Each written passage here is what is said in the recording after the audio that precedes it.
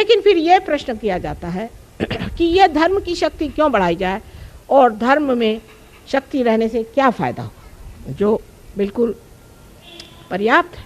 सही बात है कि अगर आप धर्म की बात कर रहे हैं, संतुलन की बात कर रहे हैं और अति में नहीं जाना चाहिए इसकी बात कर रहे हैं, तो आखिर क्यों? जब आप कोई प्लेन को देखते हैं जो आकाश में उड़ता है, उसके उड़ान से पहले देखा जाता है कि वो संतुलित है या नहीं, उसके सब पेंच कसे हुए हैं या नहीं, वो सब पूरी तरह से जुटा हुआ है या नहीं। उसी प्रकार धर्म से मनुष्य में वो शक्ति आती है जिससे वो उड्डान कर सकता है। उसका उड्डान बहुत आसान और बिल्कुल सीधा पहुंचता है अपने लक्ष्य की ओर जब वो धर्म में खड़ा होता है। बाह्य के धर्मों की मैं बिल्कुल भी नहीं बात कर रही हूँ, लेकिन अंदर के अपने धर्म होते हैं। जैसे कार्बन की वैलेंसी जो 4 है, ये उसके धर्म है। कार्बन का धर्म है उसकी 4 वैलेंसी।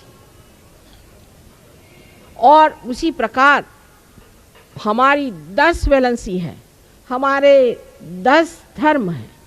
उन 10 धर्मों को हमें संभालना चाहिए, और जब तक हम उन 10 धर्मों में संतुलित नहीं होते हैं तब तक हमारी उड्डान नहीं हो सकती। पर आज का सहयोग और तरह का है।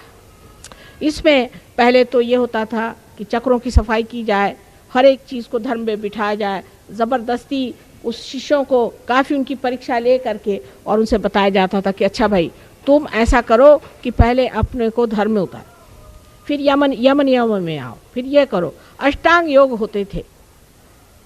लेकिन हमने ये विचारा कि ये बड़ी कठिन बात है।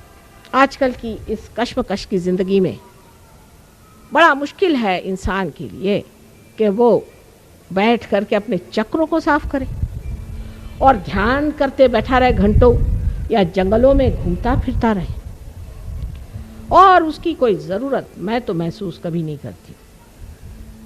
पर एक कार्य करना था, वो ये कि इस उड्डान को पहले बना लो, किसी तरह से टिमटिमाता क्यों न हो, पर आत्मा का दिया इनके चित्त में भर दो।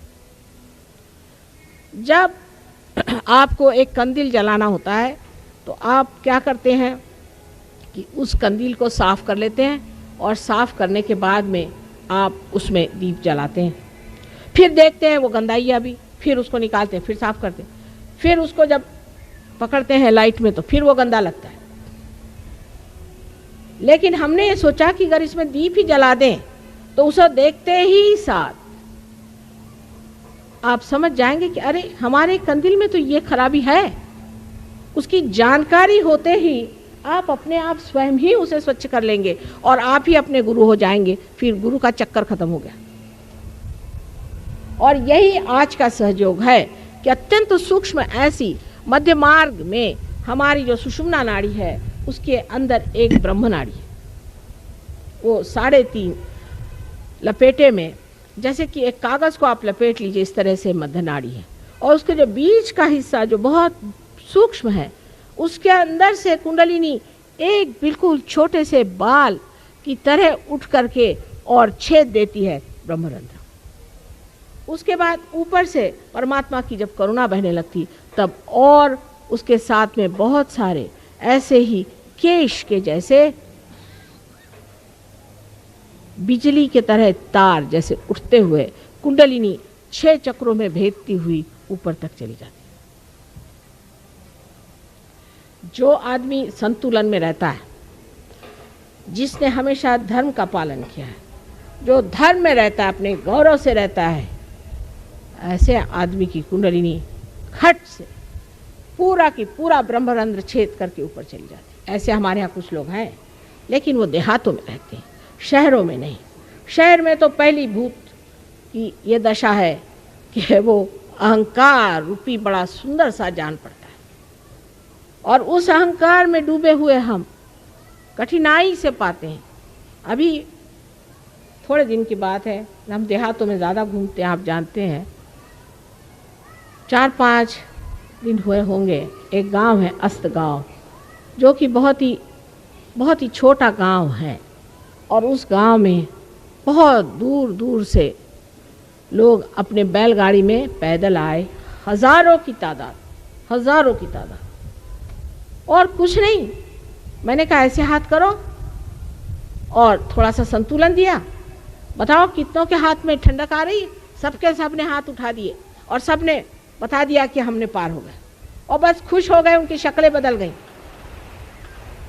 अब लोग कहते हैं कि माँ आप तो देहाती लोगों को ज़्यादा पसंद करती हैं, और जो मराठी में कहते हैं जेकार आंजले गांजले उन्हीं को आप देखती हैं, और जो धड़धाकट है उनको नहीं जानती। मैंने कहा भाई धड़धाकट तो कोई परमात्मा की ओर तो आए।